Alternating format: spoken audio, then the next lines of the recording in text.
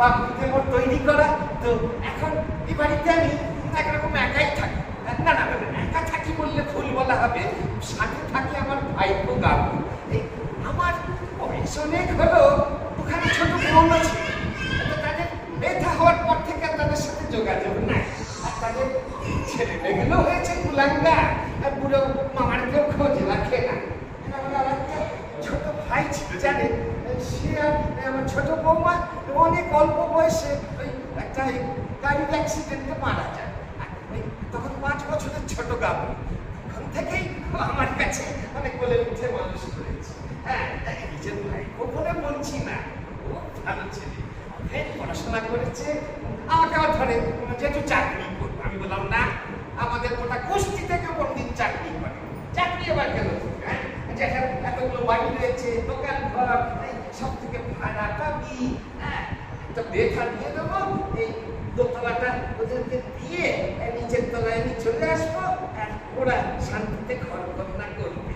হ্যাঁ, তো চাকরি তো সে তো খালি দেরি আছে, ভাবছি আপনার সামনের ভাবলেই দেবে। তো এখন 1 বছরের জন্য তো এই কদিন আগে আমার ঘরটা খালি হয়েছে, নিচের তলাটা। তো এখন 1 বছরের জন্য তো ফেলে রাখার মানে হয় না, পয়সা আসবে তো। হ্যাঁ, ছোড়া বলে পয়সা নিয়ে কি করবে, তার থেকে বরং ঘরটা আমাকে দিয়ে দাও। আমি এখানে একটা এই পালের জন্য যে পাজুড়ে আছে, ওই রিক্সাওয়ালা কাজে দিল, ওদেরকে নাকি সন্ধ্যাবেলায় ফ্রিতে পড়াশোনা শেখা। আমি বললাম তো এসব কোনো মানে হয়?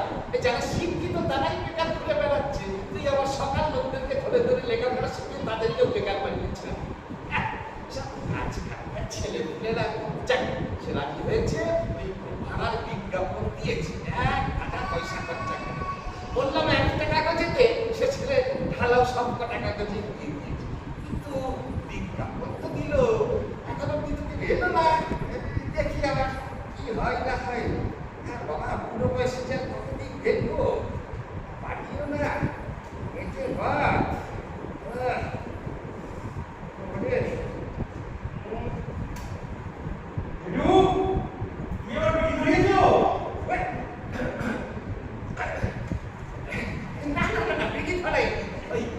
মশা হয়েছিল তো, একটু তামাক পাতা পোড়াচ্ছিলাম মশা তাড়ানোর জন্য। ডাক্তার বারণ করেছে বাজে কথা না, যে বিজ্ঞাপনটা যে দিলি পয়সা খরচা করে, ভাড়াটা পেলা। আজ তো রবিবার, হ্যাঁ তো ছুটির দিন। হ্যাঁ, এই দেখো না। আচ্ছা এটাই ভালো, আজকে একটা গতি হয়ে যাক।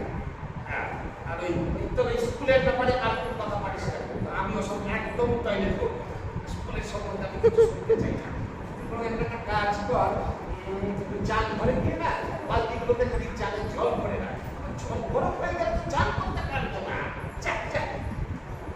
দেখি কেউ আসে কি না।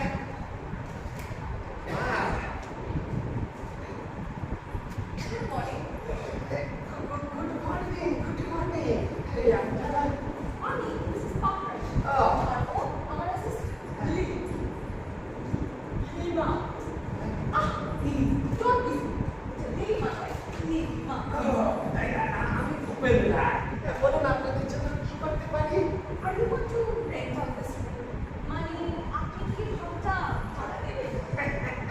সেই জন্যই তো পয়সা খরচ করে বিজ্ঞাপন দেওয়া।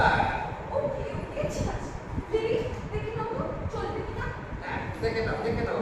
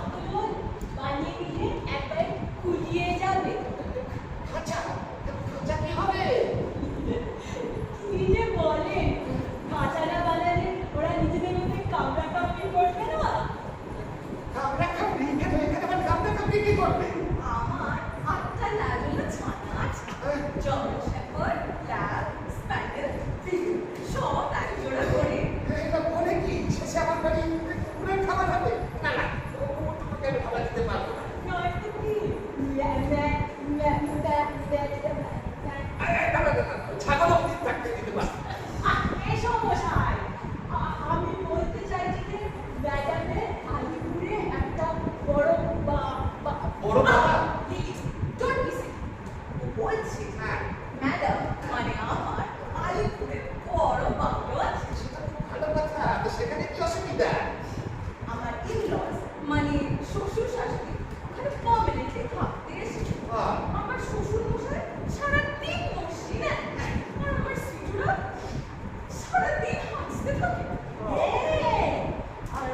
শাশুড়ি মা সুচিবাই সারাদিন ওদের গায়ে গঙ্গা জল ছেটায়।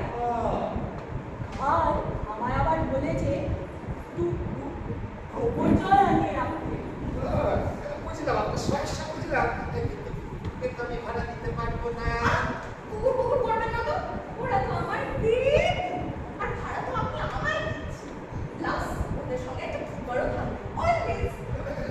আমি বুঝলাম, কিন্তু আপনার বেবিদের জন্য আমি আমার ঘর থেকে নার্সারি স্কুল বানাতে পারছি। প্লিজ স্যার, যা ভাড়া এই আমার শেষ কথা।